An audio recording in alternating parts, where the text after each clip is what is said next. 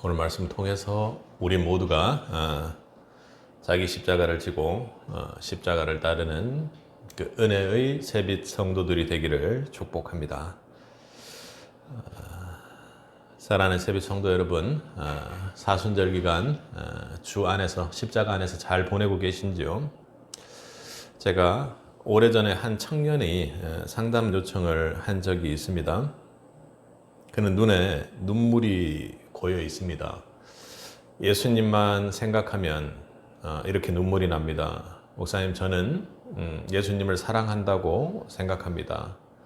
그래서 교회도 빠지지 않고 나오고 그렇게 봉사도 하고 있습니다. 그런데 제 삶이 대체 왜 이렇게 힘든지 모르겠습니다. 너무나도 힘이 듭니다. 이야기를 이렇게 들어보니 문제는 분명했습니다. 그는 예수님을 사랑한다고 고백을 했지만 인생의 중요한 결정이나 문제들을 본인 스스로 결정하고 행할 때는 모든 것이 자기 위주로 그렇게 선택이 되었습니다. 직장의 선택도, 관계의 문제도, 또 그리고 용서의 문제도, 사람들과 만나는 그 모든 문제들마저도 기도는 하되 예수님 사랑한다고 고백하고 감정적으로 눈물을 쏟아내지만 결국에는 자기 계산으로 결정하고 자기 계획대로 했던 것이죠. 그 청년은 신앙이 없어서가 아니라 십자가가 자기 삶 속에서 자기의 것이 되지 않았기 때문에 그의 삶은 힘들고 흔들리게 되었던 것입니다. 사랑하는 성도 여러분, 사순절은 바로 이러한 지점에서 우리를 멈추게 합니다. 우리에게만 그 청년에게만 있는 이야기는 아니죠. 우리에게도 여전히 십자가는 이렇게 우리를 눈물 짓게 하고 감동하게 합니다. 그런데 주님께서 오늘 본 말씀 보면 여러분들이 아시겠지만 십자가를 감상하라고 부르지 않으시고 십자가를 지라고 부르십니다. 매어 지라는 거죠. 우리는 십자가를 노래합니다. 그런데 십자가는 내 자존심을 꺾고 내 권리를 내려놓게 하고 내 계획을 수정하게 할 때는 우리 어떻습니까? 조용히 한 발 물러서서 어느 정도 선에서 타협하고 맙니다. 예수님을 구원의 주인으로 믿지만 인생의 주인의 자리에서는 우리는 쓱 발을 빼고 필요할 때만 채워넣는 소스처럼 예수님을 그렇게 밀어넣죠. 오늘 마태복음 16장에서 주님은 우리의 십자가에 대해서 분명하게 명령하고 계십니다. 누구든지 나를 따라오려거든 자기를 부인하고 자기 십자가를 지고 나를 따를 것이라. 아멘. 여러분, 아멘 소리가 강하게 여러분 심령 가운데 나오십니까? 이것은 열심히 있는, 교회에 열심히 있고 그리고 앞서 눈물 흘렸던 청년처럼 무언가 감동받은 몇 사람에게만 해당되는 것이 아닙니다. 내가 믿음의 성도요 그리고 제자라고 자처한다면 결코 피할 수 없는 십자가는 본질입니다. 십자가는 교회의 벽에 걸어두는 상징이 아니고 그 상징이 된다면 우상일 뿐이죠. 그것은 오늘 본문대로 내 어깨에 메어야 할 바로 십자가라고 이야기하고 계십니다. 이번 사순절 우리는 오늘의 말씀 앞에 멈추어 서서 주님 앞에 고백할 수 있는 사람이 되어야 합니다. 주님이 묻습니다. 너는 십자가를 어떻게 대하고 있는가? 오늘 말씀을 통해 주님 앞에 간절한 고백의 말씀이 되기를 축복합니다. 먼저 주님께서는 자기를 부인하라고 그렇게 말씀하십니다. 오늘 주님은 아주 불편한 단어로 우리에게 말씀을 하시는 것이죠. 자기를 부인하라. 여러분, 너를 부인해 이런 얘기를 살면서 들어본 적이 있으세요? 그리고 대체로 많은 사람들은 특히나 남자들이 그런데 어딘가 누군가에게 인정받기를 참으로 좋아합니다. 자식들에게 인정받기를 원하고 배우자에게 인정받기를 원하고요. 사회적으로 밖으로 나가서 누군가 상사에게 어쨌든 누군가를 인정해 주는 사람에게 남자들은 보통 충성을 다한다고 합니다. 그런데 예수님은 오늘 십자가에 있어서 십자가 앞에서 자기를 부인하는 것을 먼저 이야기를 합니다. 헬라어로 따져보면 이 단어는 단순히 자신을 조금 낮춰라, 좀 절제해라, 좀 이렇게 좀 해, 좀 낮춰, 줄여 이런 이야기가 아닙니다. 완전히 거절하고 관계를 끊어버리라는 이야기입니다. 그러니 내 소유권, 나와 관련성이 전혀 없도록 하라는 것입니다.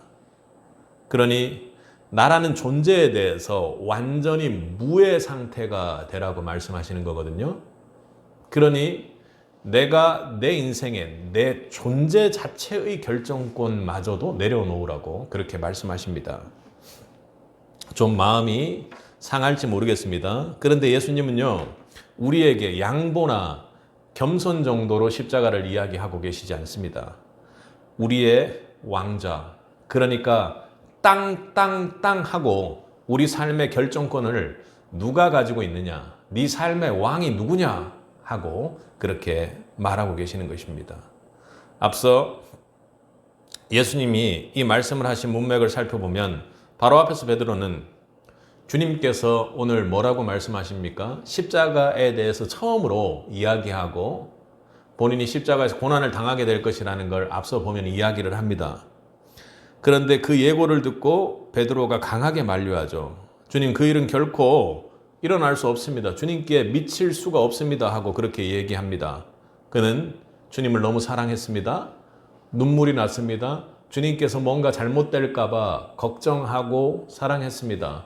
자녀들도 또 세상 속에 사랑하는 사람들은 모두 이렇게 사랑하는 사람이 고난받게 되거나 아프게 되거나 어려운 상황에 겪게 되면 마음이 무겁고 그렇게 되지 않을 거라고 하고 이야기를 하죠. 그만큼 사랑하는 얘기입니다. 그는 십자가가 없는 메시아를 원했습니다. 어찌 보면 전혀 몰랐던 것이죠. 영광은 원했지만 고난은 거부했습니다. 그때 주님께서 뭐라고 이야기를 합니까? 23절을 한번 읽어볼까요? 예수께서 돌이키시며 베드로에게 이르시되 사탄아 내 뒤로 물러가라. 너는 나를 넘어지게 하는 자로다. 내가 하나님의 일을 생각하지 아니하고 도리어 사람의 일을 생각하는도다. 이렇게 말씀하셨습니다. 사탄아 내 뒤로 물러가라. 여러분 어떻습니까? 제 아들이나 제 자녀들을 생각해 보면 제가 어떤 사역하는 과정이 이제 본인들이 좀 이렇게 머리가 크고 하다 보니까 세상 돌아가는 이치가 자기들 머리에 자기들 선에서 좀 들어온단 말이에요. 때로는 우리 아버지가 왜 저러고 계시지? 왜 저렇게 열심으로 일할 수도 있고 세상 나가가지고 이것저것 다 할 수 있는데 왜 저러고 계시지 하는 그런 생각을 하나 봅니다. 그래서 저에게 뭐 이런 거 하면 안 되냐, 저런 거 하면 안 되냐 이런 거를 얘기를 할 때가 있어요. 그때 제가 할 말이 이겁니다. 사탄아 내 뒤로 물러가라. 그러니까 많이 사랑해요. 저를 사랑하다 보니까 그런 생각을 하는 거 아니겠습니까? 아이들 생각에 세상적인 생각으로. 그런데 예수님께서는 지금 베드로의 그 사랑과 고통받지 않았으면 좋겠다고 편한 길을 가셨으면 좋겠다고 하는 예수님을 향해서 그렇게 말하는 베드로를 향해서 예수님께서는 사탄아 내 뒤로 물러가라 하고 이렇게 말씀하셨습니다. 왜요? 지금 정말로 중요한 것이 주님은 영적인 이야기를 하고 계십니다. 영원한 구원에 대한 이야기를 하고 계십니다. 그런데 베드로는 인간 중심적으로 구원을 생각하고 있었던 것이죠. 예수님이 그렇게 어려움 당하지 않고 좋은 세상이 펼쳐지고 편하고 우리가 힘이 되고 예수님이 이 땅을 지배할 수 있는 세상이 형성되고 영광스러운 날들이 막 펼쳐지고 그런데 예수님은 하나님의 뜻이 그런 것이 아니라는 것을 알고 계셨습니다. 그러니 하나님의 일을 생각하지 아니하고 도리어 사람처럼 생각해서 내 앞길을 하나님의 뜻이 있는 구원의 길을 네가 지금 막고 있구나. 그러니 어떻게 돼요? 바로 사탄이 하는 일이 되는 것이죠. 여러분, 자기를 부인하지 않는 신앙은 결국 내 중심의 신앙으로 흘러갈 수밖에 없습니다. 겉으로는 예수님을 사랑하고 또 눈물을 흘리고 상대방을 위해하는 것 같지만 실제로는 예수님을 내 인생 계획에 맞추어 바로 자신의 자리로 끌어내리고 넘어뜨리는 일이 된다는 것을 여러분 기억하십시오.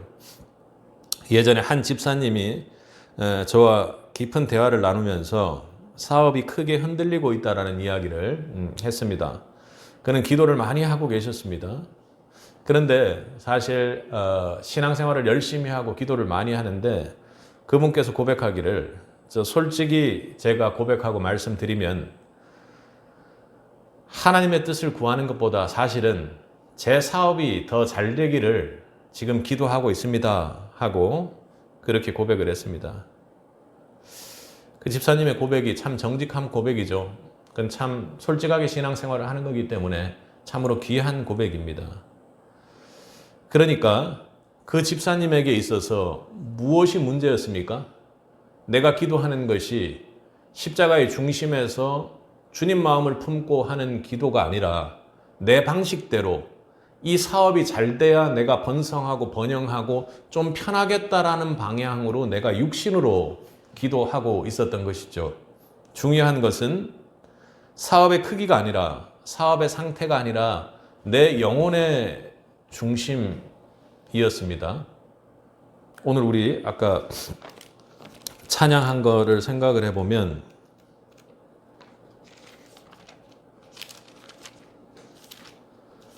후렴구에 우리의 심령 주의 것이니 주님의 것이니 이렇게 고백을 하잖아요.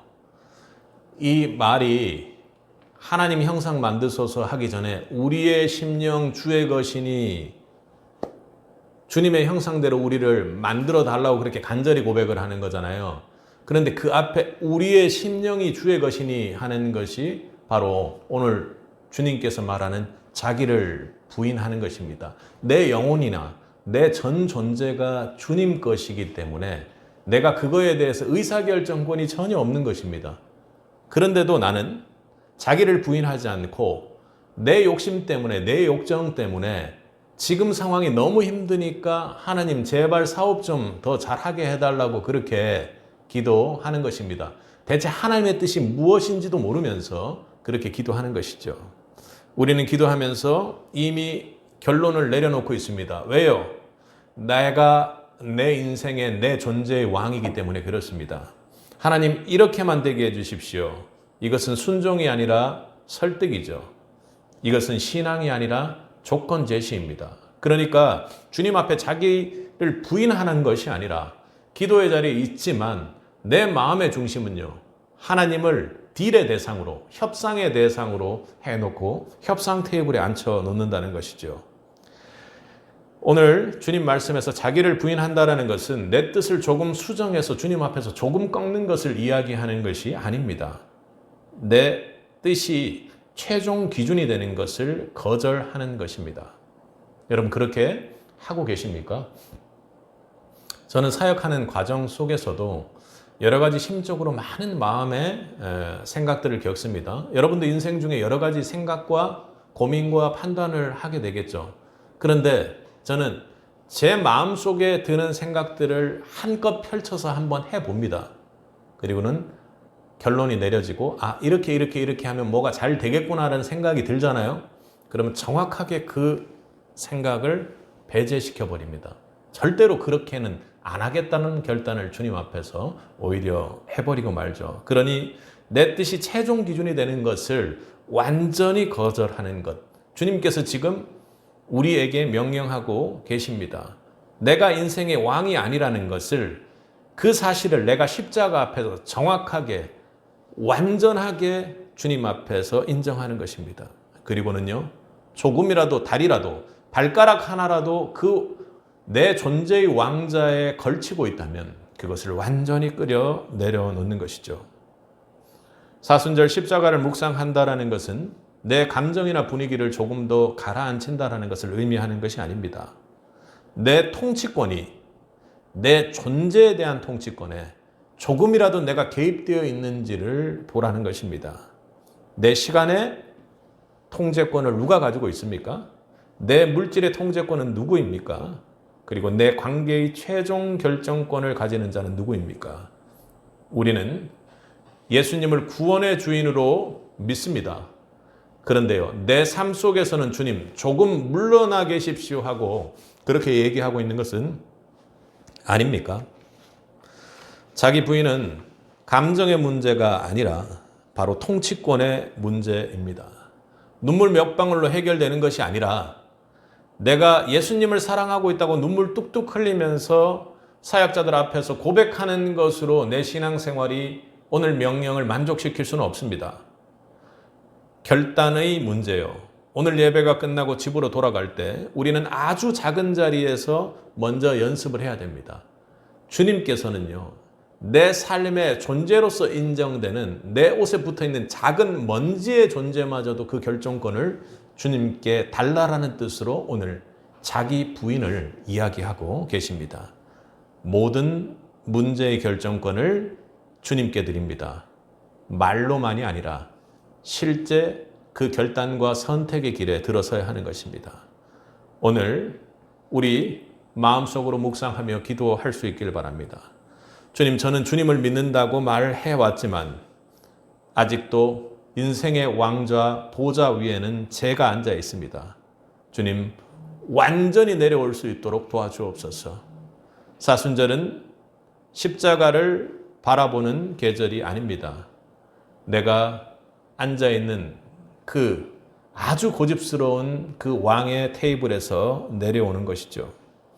그 자리에 주님께서 앉으실 때 우리의 십자가가 진짜 십자가가 되는 것이요, 오늘 주님께서 주시는 자기 부인의 명령을 순종하는 사순절이 될 줄 믿습니다. 주님께서는 두 번째로 자기 십자가를 지라고 말씀하십니다.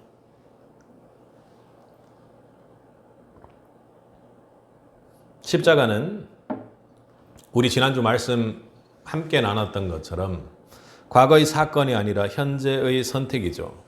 주님께서는 자기를 부인하라는 말씀에서 멈추지 않으시고 이제는 자기 십자가를 지라 이렇게 이야기합니다. 여기서 지다는 아이로입니다. 헬라어로. 그러니 표현상으로 보면 억지로 끌려가는 수동적인 표현이 아니라 지기는 하되 능동적 결단에 의해서 십자가를 지라고 명령하고 계시는 것입니다. 십자가가 내가 당하는, 아주 수동적으로 당하는 고문이나 고난이나 고통이 아니라, 운명적이 아니라 내가 의지적으로 영적으로 선택하며 앞으로 나가는 것이라는 것입니다. 당시 십자가는 그냥 지금 들고 있는 것처럼 좋은 장식품이 아니었습니다. 로마의 처형 도구였습니다. 이 말씀을 듣던 제자들은 분명히 알았습니다. 십자가는 수치스러운 일이었고 손해였고 죽음의 상징이었습니다. 그런데 주님께서 지금 사랑하는 제자들을 향해 그 길을 자기의 것으로 지라고 합니다. 참으로 역설적이고 어려운 일이죠. 사랑하는 베드로는 주님께서 가는 그 길에 물러나라고 했는데 그것을 주님은 사탄이라고 말씀하시고, 또 사랑하는 제자들, 발까지 씻겨주는 그 제자들을 향해서 주님께서는 어떻게 해요? 그 당시 최고의 처형과 수치스러운 일로 알려졌던 십자가를 능동적으로 적극적으로 지라고 명령을 하십니다. 여러분, 주님께서 그렇게 자기 것으로 십자가를 지라고 말씀하십니다. 말씀을 준비하면서 우리 성경 중에 많은 십자가의 그 길, 자기 십자가를 진 사람들의 모습을 봅니다. 먼저 구약에서는 요셉의 모습을 한번 떠올려 봅니다.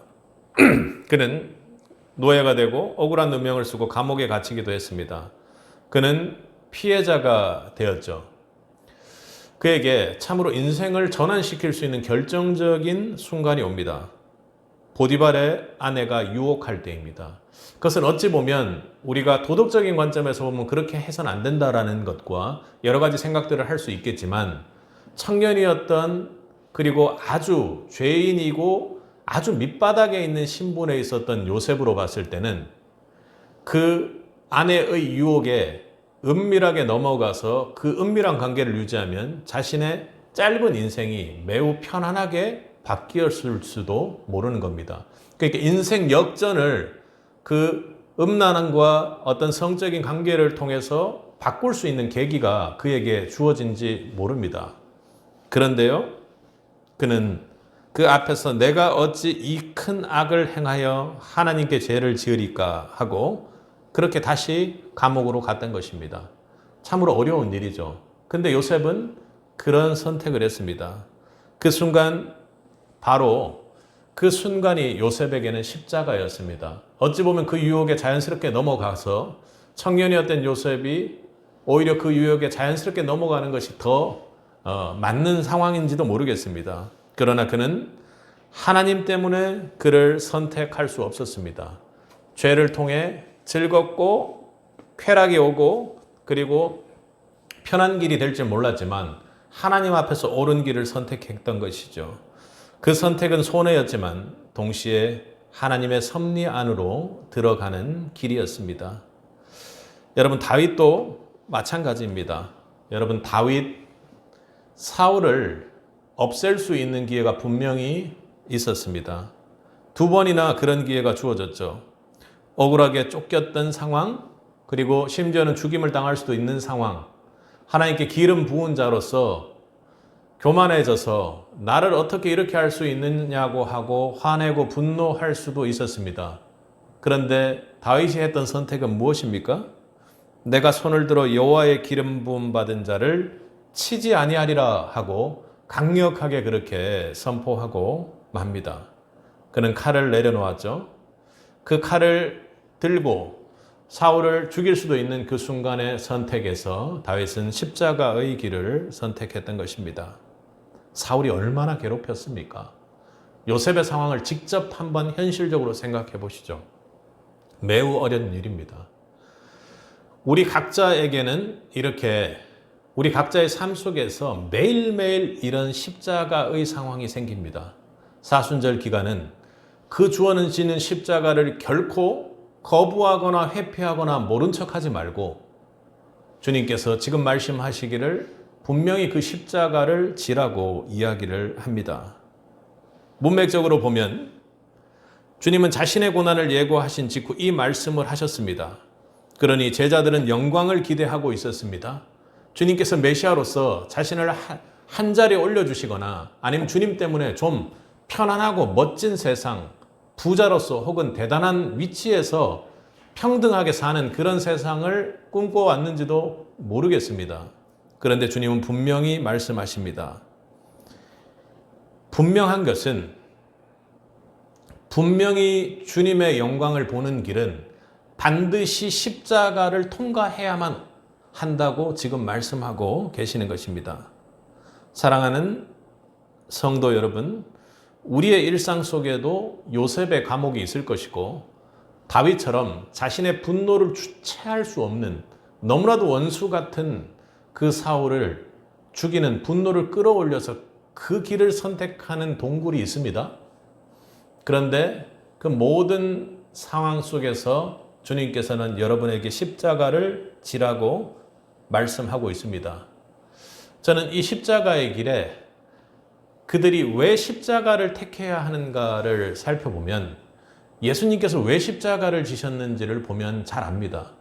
그것이 하나님의 뜻이었고 예수님은 그 십자가를 지는 것이 사명의 길이기 때문에 그랬습니다. 예수님은 다른 것이 없고 이 땅에 와서 반드시 십자가를 져야만 하는 사명을 가지고 있었습니다. 오늘 우리도 각자의 사명, 하나님께서 만들어 놓은 그 길이 분명히 있습니다. 그렇기 때문에 우리는 십자가의 길을 택해야 하는 것이죠. 요셉이 쾌락의 길을 좀 택하면 어떻습니까? 왜 그렇게 하면 안 되는 것이죠?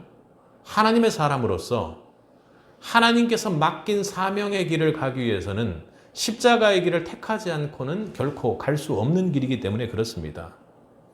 사랑하는 성도 여러분, 십자가는 단순히 착하게 살 거냐, 나쁘게 살 거냐, 음란한 행위를 할 것이냐, 말 것이냐의 그런 문제에 있는 것은 아닙니다. 십자가는 누가 내 인생에 있어서 최종 종착지에 계시다고 믿고 있느냐, 하는 것이 문제의 핵심입니다. 내 인생을 누가 최종적으로 해석하느냐.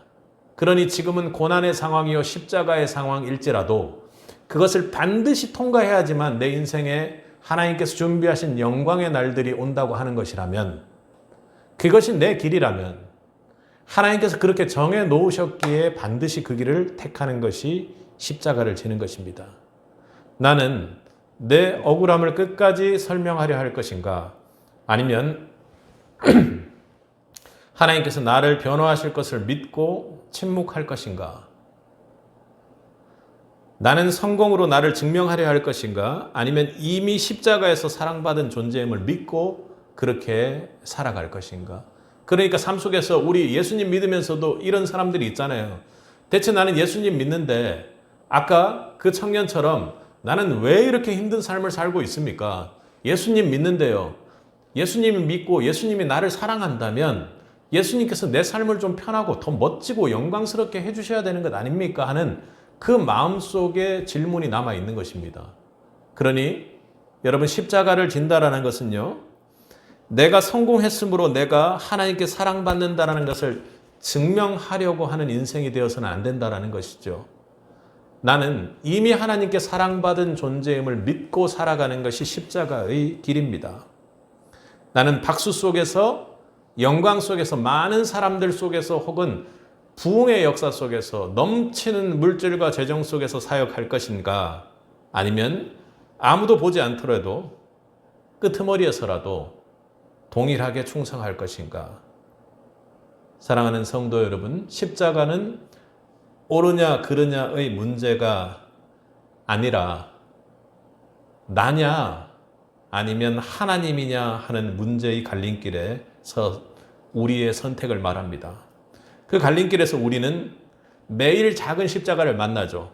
오늘 주님께서 여러분에게 명령하시는 것처럼 그 십자가를 의지적으로 따르고 지라고 말씀하고 계십니다. 그 갈림길에서 우리는 그것이 갑자기 떨어진 불행이 아니라 내가 의지적으로 하나님 쪽에 서 있기 때문에, 하나님 편에 서 있기 때문에, 내가 하나님 앞에 코람데오의 정신으로 서 있기 때문에 선택하는 길이 바로 십자가를 지는 길입니다. 우리 사순절 이렇게 기도하기를 원합니다. 주님, 주님의 가셨던 그 십자가를 지는 길, 오늘 주님께서 명령하는 그 길에 요셉의 결단을 주옵소서, 다윗의 절제를 주옵소서, 주님의 십자가를 내 의지적으로 질 수 있는 담대함을 허락하여 주옵소서 하고 함께 기도해 주시길 원합니다. 손해보는 것 같아도 주님의 길에 분명히 주님을 만나는 은혜가 있습니다. 십자가는 과거 골고다 사건으로 끝나지 않았습니다. 우리 선택 속에서 매일 지속적으로 십자가를 지나는 주님의 명령 앞에 서 있는 새빛이 되기를 원합니다. 그런 십자가의 선택이 쌓일 때 우리는 비로소 나의 십자가를 진 제자의 길을 진정으로 시작할 수 있게 될 것입니다. 이 사순절이 내 삶에 쉼없이 오는 십자가를 의지적으로 받아들이고 기쁨으로 지는 새빛이 되기를 축복합니다. 세 번째로, 주님께서는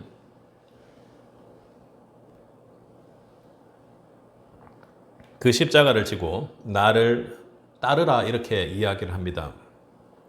오늘 이 말씀을 보면 십자가가 우리 인생에서의 종착역이 아니라고 이야기하고 계십니다. 그러니 십자가는 주님과 함께 걷기 위해, 주님을 따르기 위해 가는 길이 바로 십자가라는 것입니다. 여기 따르라라는 말은 헬라어로 보면 왠지 나를 따르라 그러면 내 뒤에서 내 모습대로 이렇게 흉내내면서 이렇게 오라라는 느낌이 됩니다. 나 따라 해보세요 하고 이렇게 그림도 그리고 그렇게 하지 않습니까, 선생님들이? 근데 그런 의미가 아닙니다. 이 말은 스승의 발자국 위에 자기 발을 완전히 겹쳐 놓는 일입니다. 여러분, 그게 가능할까요? 따르라는 것을 한번 생각해 보세요. 누군가가 앞서 이렇게 걸어갑니다. 내 발이 엄청 그 사람보다 작지 않으면요, 그 발자국과 똑같이 겹쳐서 그렇게 따라갈 수가 있겠습니까? 불가능한 일이죠. 그래도 주님께서는 발자국 위에 자기 발을 완전히 겹쳐 놓은 것처럼 그렇게 따라오라는 겁니다. 방향을 공유하고 속도를 맞추고 목적을 함께 하는 것을 말하는 것입니다.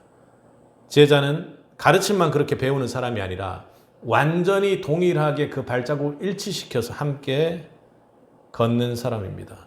여러분, 어떻게 하면 그렇게 될까요? 여러분, 옛날 좀 아이들 어릴 때를 생각해 보면 그렇게 하신 적 있으세요? 두 손 붙들고 잘 못 걸을 때 그렇게 하네요. 저도 기억이 가물가물하네요. 발 위에다가 아이들 발을 올려놓고 이렇게 걸으면서 이렇게 하는 거 기억나세요? 딱 그런 상태를 생각하시면 됩니다. 지금 따르라는 것은 완전히 일치시키는 것인데요. 발자국을 따르라는 것을 넘어서 주님께서는 주님 발 위에다가 내 몸과 발을 얹어 놓고요, 주님께서 붙잡아서 그렇게 주님이 걷고 있는 그 길을 함께 걸어가자고 말씀하시는 것이죠. 복음서를 보면 제자들은 늘 예수님과 함께 계셨습니다. 배 위에서도 광야에서도 마을에서도 그들은 함께 걸었습니다. 그런데요, 참으로 놀라운 것은요, 그렇게 동행하며 그들은 조금씩 변해갔습니다. 여러분, 아마 생각해 보십시오. 그것이 아이이건 누구건 내 발 위에다 누구를 얹고 손을 붙들고 앞으로 이렇게 천천히 보조를 맞춰서 걸어갔다면 아마 그 순간 너무나도 행복했을 것입니다. 그리고 걸음을 제대로 못 걷는 어린 아이였다면 그런 흉내내는 걸음걸이를 통해서 그들의 다리 힘은 좋아지고 걷기 시작했을 것입니다. 그래요, 제자들은 예수님과의 동행 속에서 참으로 안타까운 사탄아 물러가라, 이렇게 앞서는 주님 그리스도시요 살아계신 하나님의 아들이라고 고백했던 베드로가 온탕과 냉탕을 왔다 갔다 하는 그 상황 속에서 그들은 어떻게 되었습니까? 조금씩 변해갔습니다. 베드로는 충동적으로 계산적으로 빠른 사람이었습니다. 무리를 걷다가 파도를 보고 흔들렸고 두려움에 앞서 주님을 3번이나 부인했던 사람입니다. 그런데 주님은 결코 그를 버리지 않으셨습니다. 부활 후 갈릴리 바닷가에서 다시 찾아오셔서 나를 따르라, 이렇게 말씀을 하셨던 것입니다. 그러니 아까 걸어가는 그 걸음걸이를 생각해 보면 그렇게 나와 함께 가자꾸나 하고 주님께서 말씀하셨던 것이죠. 실패 이후에도 주님은 언제나 우리를 주님을 따르는 길로 초청하고 계셨습니다. 따르라는 명령은 그렇게 완벽한 사람의 특권이 아닙니다. 그러니 이 말씀은 주님께서 자기를 부인하고 십자가를 지고 가는 길이 육신적으로 보면 너무 어려울 것이라고 그들이 생각하고 있다라는 그들의 생각을 잘 아셨습니다. 그런데 따르기만 하면 된다라는 것이죠. 그것은 완벽한 사람의 특권이 아니라 다시 따르기로 결단하는 사람의 특권이라는 것을 오늘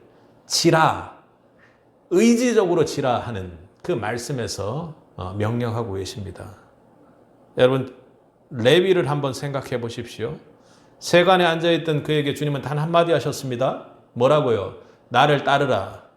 주님 머릿속에서는 십자가를 지고 자기를 부인하고 나를 따르라 이렇게 했는데, 그 나를 따르라는 말은 그냥 엄청나게 어려움을 네가 다 감수해라 이런 것이 아니라 내가 두 손 들고 네 발을 내 위에 올려줄 테니 자기를 부인하고 자기 십자가를 의지적으로 지고 나를 따르기만 하라고 그렇게 이야기를 합니다.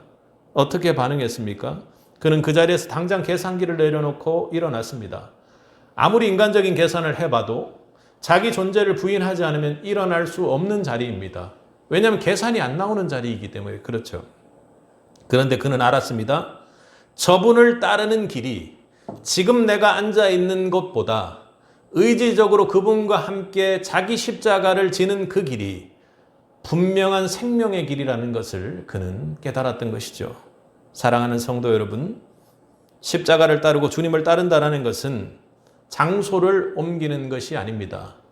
내 영혼의 중심이 바뀌어서요, 하나님 형상대로 변하는 생명의 길로 우리가 선택해 나간다는 것입니다. 내 뜻을 이루기 위해 예수님을 동원하는 삶이 아니라 내 뜻을 내려놓고 주님 뜻을 이루기 위해 살아가는 삶을 말하는 것입니다. 주님의 생명에 나를 맡길 수 있기를 바랍니다. 주님은 곧이어 이렇게 말씀하시죠. 25절에서 자기 목숨을 구원하고자 하면 잃을 것이요 나를 위하여 잃으면 찾으리라. 주님을 따르는 것은 손해처럼 보입니다. 그러나 사실은 그 길이 생명의 길입니다. 나를 내가 지키려고 하면 두려움은 커집니다. 내가 무언가를 계획하고 해내려고 하면 실패의 길만 커집니다. 그런데요, 주님을 따라 나설 때는 이상하게도 마음이 살아나고 내 마음에 불같은 소망이 솟아나는 것입니다. 아멘, 할렐루야. 여러분도 주님을 사랑하는 마음으로 주님의 십자가를 지고 주님을 향해 주님과 함께 걸을 때 느껴보시지 않았습니까? 내 계산을 따라 선택했을 때 순간 결과가 좋을 수 있습니다. 그러나 그 뒤에 오는 공허함은 이루 말할 수가 없었을 것입니다. 그런데 주님을 신뢰하며 순종했을 때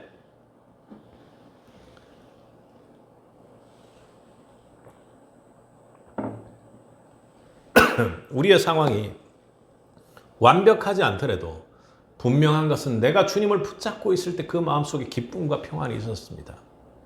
그것이 바로 영원한 생명이요 십자가의 생명력입니다. 그 생명은 우리의 환경이 어떤가에 관련성이 없습니다.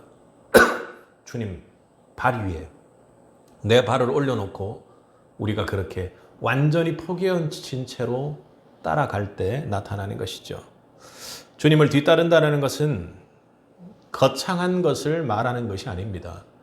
우리 인생 중에 사명 중에 대단한 사명을 감당하고 있는 사람이라 할지라도 일상은 계속해서 일어나고 있는 것이죠.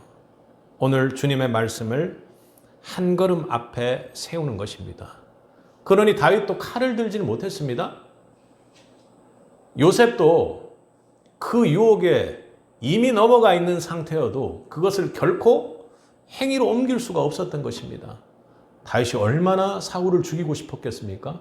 저는 당장이라도 죽였을지도 모릅니다. 그러나 십자가 내 안에 있는 한, 내가 지고 있는 한, 그것을 붙잡고 있는 한 내가 하는 선택은 언제나 십자가요 하나님의 길이 될 줄 믿습니다. 여러분, 어떤 결정을 앞두고 있다면 주님이 이 상황을 아셨으면 어떻게 했을까 하고 묻는 것이 바로 주님의 길 십자가를 따르는 것입니다. 내 일정 속에 주님을 먼저, 주님의 뜻대로 먼저 내 일정을 배치하는 것이 십자가를 따르는 길입니다.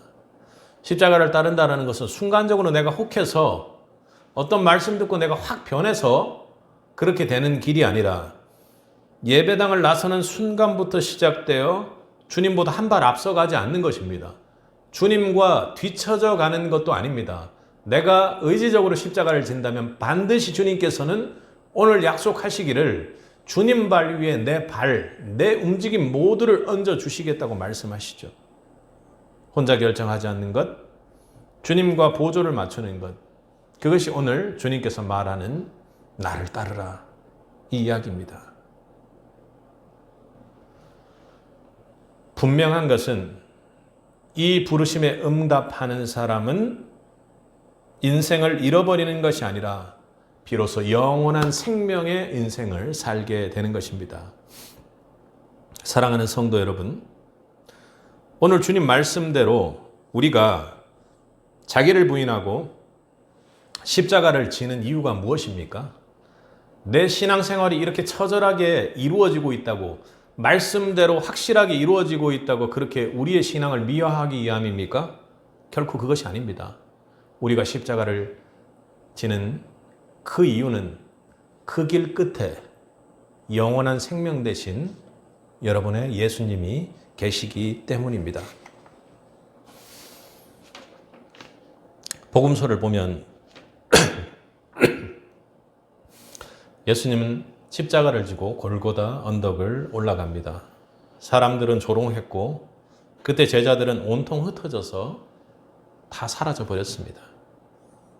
예수님을 따르던 그 많은 무리들은 예수님을 욕하는 무리로 바뀌었죠. 그 길은 참으로 손해요, 패배요, 허당이요, 아무것도 없는 것처럼 보였습니다. 그런데 주님은요, 그 길을 결코 멈추지 않으셨습니다. 의지적으로 십자가를 지셨습니다. 왜요? 그 길 끝에 저와 여러분에게 주어질 영원한 부활의 생명이 있었기 때문입니다. 사랑하는 성도 여러분, 십자가는 끝이 아니라 바로 영혼을 향한, 우리의 영혼을 향한 주님께는 생명로였습니다.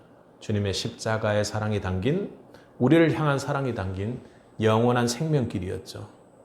그것은 진리의 길이요, 영원의 길이요, 생명의 길이었습니다. 주님께서는 정말로 고통스러운 십자가의 길이었지만 아버지의 뜻대로 하시라고 그렇게 그 뜻 앞에 순종하셨고 거기에서 영원한 생명의 길이 열렸습니다. 십자가를 내가 의지적으로 지면 그 길 끝에 반드시 영원한 생명의 길이 열릴 줄 믿습니다. 우리도 삶 속에서 여러 가지 어려운 길들이 있을 수 있습니다. 그런데 주님의 십자가의 길보다 여러분 억울하고 어려웠겠습니까? 여러분, 그런데 우리가 지는 십자가는 착각하지 말 것이 구원을 위한 십자가가 아닙니다. 구원을 위한 십자가는 이미 주님께서 지시고 완성하셨습니다. 그분께서 이미 우리의 구원을 완전하게 이루어 놓으셨습니다. 그러니 우리가 지는 십자가는 그분을 따라가는 십자가입니다. 그분께서 가고 있는 그 길을 위해 우리 각자가 사명길에서 져야 할 일상 속에서 죄와 싸우고 또 그리고 하나님을 드러내고 주님의 길 위에 발을 의지적으로 올려놓기 위해서 완전히 나를 부인하고 십자가를 의지적으로 결단하는 그 길에 반드시 생명이 있다고 주님께서 말씀하십니다. 그 결국은, 십자가의 결국은 하나님의 영광이었습니다. 사랑하는 성도 여러분, 오늘 죽기 전에 인자가 그 왕권을 가지고 오는 것을 볼 자들도 있느니라 하고 28절에 주님께서 마지막으로 말씀하셨던 것처럼 여러분 그 길 끝에 있는 하나님의 영광만을 바라보는 자들이 될 수 있기를 바랍니다. 십자가가 고난과 끝과 억지로 져야 되는 수동적인 그런 십자가가 아니라 여러분 인생 중에 의지적으로 져서 그 길 끝에 생명의 길로 가리라 하고 단번에 계산기를 던지고 일어났던 레위와 제자들처럼 여러분의 길이 그 길이 되기를 원하는 것입니다. 사랑하는 성도 여러분, 혹시 지금 여러분 사명의 길, 인생길에서 여러분이 감당하기 힘든 사단의 공격들을 받고 있는 것 아닙니까? 그것은 분명한 것은 여러분이 십자가의 길에서 넘어지게 하기 위해 사단이 걸고 넘어지는 것입니다. 베드로가 아주 유혹하며 속삭임으로 광야에서 사단이 예수님께 했던 그 속삭임으로 그 십자가를 지지 말라고 그렇게 이야기했던 것처럼 말입니다. 여러분 오해가 있습니까? 손해가 있습니까? 억울함이 있습니까? 여러분 내려놓아야 할 자존심이 있습니까? 저 십자가를 바라볼 수 있길 바랍니다. 주님께서 여러분에게 자기를 부인하라고 말씀하십니다. 그리고 그것이 하나님이냐 나냐 하는 그 중간에 하나님을 택할 수 있기를 바랍니다. 이거 손해인데? 인생길에서 분명 손해인데? 여기서 계산기 내려놓고 나를 따르라고 했을 때 움직이면 나는 그때부터 손해인데 하는 생각이 든다면 여러분 바로 그 길을 선택하는 자들이 셋빗이 될 수 있기를 바랍니다. 나를 따르라. 이번 사순절 우리는 십자가 앞에 영적으로 의지적으로 결단할 수 있기를 바랍니다. 사랑하는 성도 여러분, 주님은 이미 앞서 십자가를 지셨습니다. 주님도 자기 사명의 길에서 져야 할 십자가를 지셨던 것이죠. 그 예배를 마치며 오늘 주님 앞에 이렇게 고백하기를 원합니다. 주님, 제가 십자가를 이해할 수 없을지라도 따르겠습니다. 손해처럼 보여도 따르겠습니다. 주님 계신 곳이라면 반드시 제가 따르겠습니다. 그런데 제가 하나 믿는 것은요. 그 길 끝에 반드시 영원한 생명길이 있다는 것을 믿고 나갑니다. 주여, 우리 모두의 믿음 가운데 은혜를 베풀어 주옵소서. 아멘. 여러분, 사순절 주님의 십자가를 따름으로 주님 가시는 그 길에 여러분의 발을 얹어 놓음으로 그 길 끝에 영원한 생명을 보는 하나님의 영광을 만나는 은혜가 있기를 주님의 이름으로 간절히 축복합니다. 함께 기도하겠습니다.